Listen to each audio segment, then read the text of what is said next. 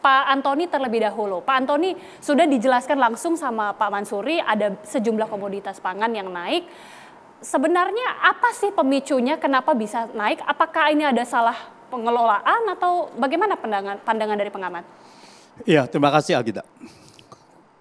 Permasalahan harga ini kita mesti bedakan ada dua hal. Pertama, selalu terkait dengan pasokan. Yang pertama adalah bahwa fluktuasi dari pasokan itu sendiri. Artinya apakah itu panen besar, lalu belum masa tanam dan sebagainya. Itu membuat fluktuasi dari harga. Tapi yang sekarang terjadi ini adalah secara fundamental. Nah ini yang harus kita amati.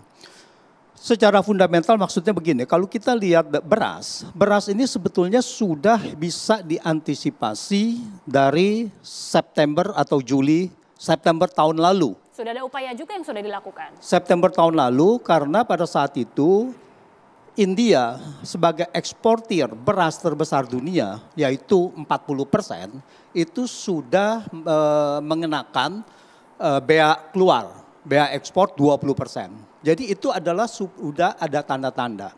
Lalu kemudian ada dua negara bagian India yaitu Punjab dan dengan Haryana itu terkena banjir. Nah ini adalah dampak El Nino yang sudah terkena di India. Ya, dia punya masa tanamnya terlambat, ya, kemaraunya. Lalu kemudian dia terkena banjir.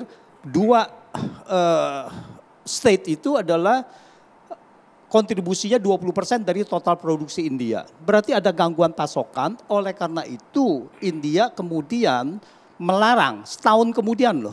Ya, dari September 20% mengenakan bea keluar, lalu kemudian melarang ekspor pada akhir Juli yang lalu.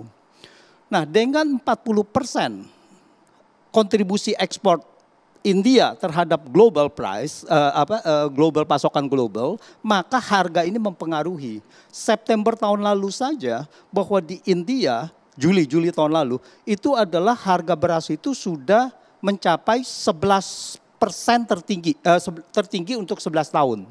Jadi ini sangat luar biasa. Sebetulnya kita sudah bisa antisipasi ke situ, tetapi kita tidak melihat bahwa ada upaya antisipasi ke sana. Jadi selalu yang seperti tadi Pak Mansur katakan, yaitu semuanya everything is okay.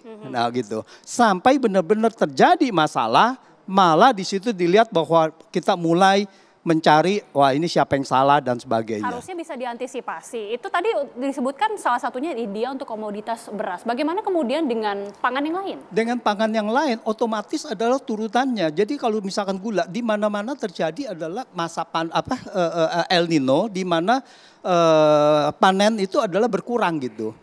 Pasokan berkurang, otomatis harga akan meningkat. Nah itulah yang harus diantisipasi gitu. Jadi artinya memang sulit.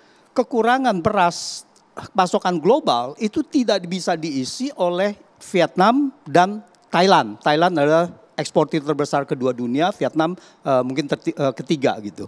Ini tidak bisa diisi karena terlalu jauh ekspornya yang berkurang gitu. Nah jadi itulah bahwa antisipasi ke situ kurang. Sekarang pertanyaannya bagaimana ke depan?